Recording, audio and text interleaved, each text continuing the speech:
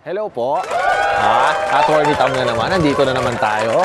Hindi pa tayo tapos dito sa Hong Kong. Pero pag-uusapan natin yung mga kaganapan dyan sa Pilipinas. Itong nakikita nyo sa likod ko, aviary and conservatory, may mga dyan. May mga ibon dyan na inaalagaan nila dito sa Hong Kong. Dyan, meron din tayong mabigat na issue tungkol sa isang klase ng ibon. Na fried chicken. Yung mga pinagsasabog na mga ibon. Manok. Yung tungkol dun sa mga missing sabongeros. Okay? Wala akong kaalam-alam dyan, Hindi ako marunong yan. Pero yung issue tungkol dun sa sinasabi, di umano, na mastermind daw ng mga pagkawala nung mga sabongero daw na yun, yung mga kinidnap at hindi na matagpuan, hindi na natin alam kung ano nangyari sa kanila. Okay? Ang DOJ nag-imbestiga, nakahanap ng mga buto-buto ng mga tao sa Taal Lake na tinuro nung whistleblower. Hindi ko na maalala yung pangalan niya. Ayoko na rin banggitin ang pangalan niya. Ayoko na sabihin. Nililink dito si Boss A. Ang sabi siya raw yung nagpadukot at basta kung ano yung mga inaakusa sa kanya, mabibigat na kaso. Kidnapping, murder, ganyan-ganyan. Ayon ngayon sa balita, mukhang sasampa ang mga kasong final laban sa kanya dun kay Boss A at may iba pang mga kasabwat din ng mga malalaking tao. Ang tanong, yung kaso ba nila na yon ay bailable? Makakapiyansa ba sila, yung mga nakakasuhan ng mga pagdukot at di umano sinasabing pagpatay dun sa mga sabongerong wala na, hindi na makita, ilang taon na nakakalipas, 3 taon na yata, 4 na taon na yata. Sa College of Law, di ko maalala kung inisa-isa inaral ba namin kung ano yung mga felonies or yung mga crimes na bailable o non-bailable, hindi ko maalala. Basta't ang alam ko, noong abogado na ako, nung nagpa-practice na ako, ever since, doon ko na nalaman kung ano yung mga kasong no bail or mga bailable na kaso, kung ano yung mga kasong hindi na kailangan mag-bail. Panoorin nyo yung kasong walang warrant. Doon ko na lang nalaman Kaya, kung ang pag-uusapan natin is itong kaso ng mga missing sabongeros at meron na silang suspect at meron na sinampahan ng kaso na murder or kidnapping, napakabibigat na kaso yan. Panigurado, experience ko, sa mga cases na hinahandle namin, pag ganyang kabibigat na kaso, no bail yan No bail is recommended. Nakalagay dun sa information pagka nasampahan sila ng kasong ganyan, kidnapping, murder, serious illegal detention. Mabibigat kasi yun.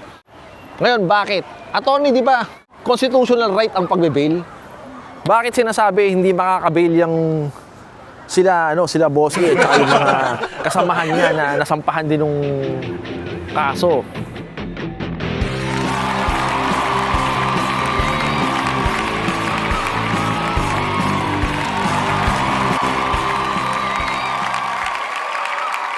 Dito nasa Constitution yun, attorney, na karapatan ng bawat akusado makapagpiyansa. Tama ka. Sabi sa Constitution, lahat ng tao may karapatang magpiyansa, mag-bail. Kaya lang, pag tinignan mo nga doon mismo sa Constitution, nakalagay doon, except all persons, except lahat ng tao, puwera lang.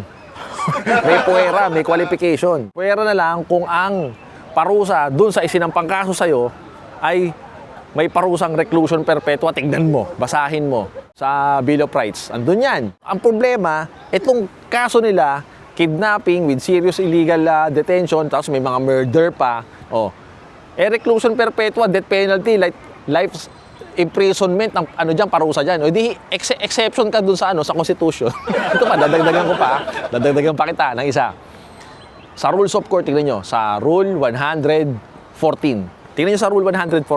Section 5, nakalagay din doon na exception ka rin doon sa right to bail. Kung ang parusa sa kasong isinampa sa'yo ay reclusion perpetua, death penalty, o kaya life imprisonment. Nandun yan, inisa-isa yan, tatlo yan.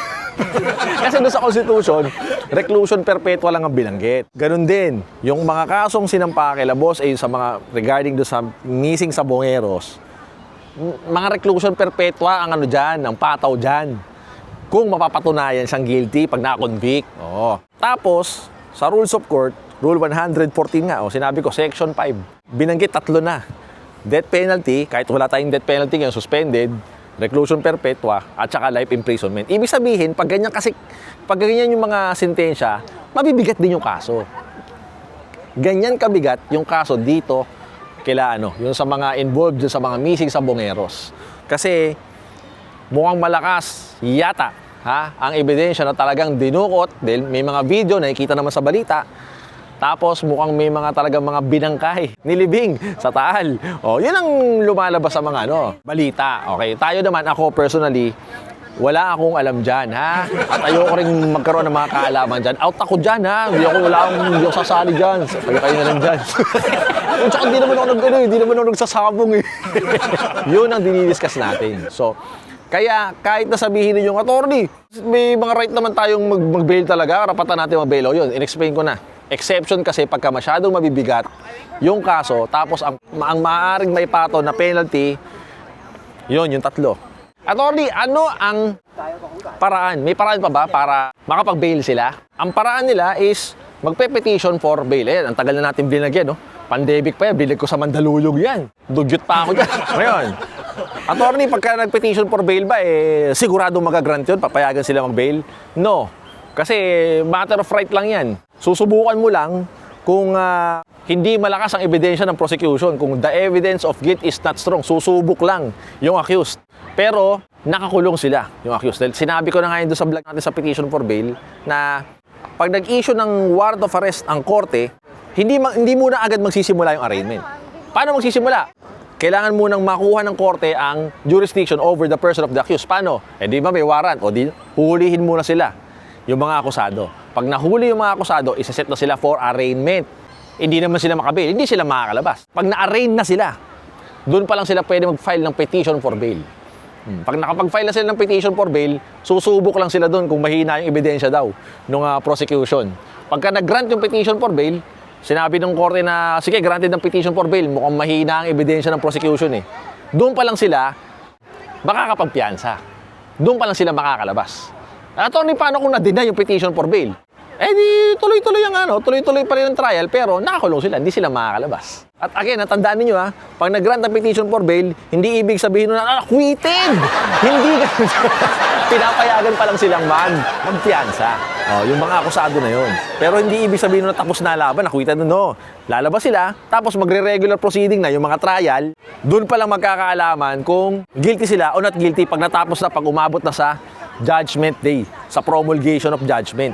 Kasi doon pa na naman magkakaroon ng desisyon Pero yung petition for bail, susubok lang kung mahinang ebidensya ng prosecution, yung nagdedemanda. Pero yun nga, going back, yung gantong kabibigat na kaso regarding dito sa mga missing sa Bongeros, no bail recommended.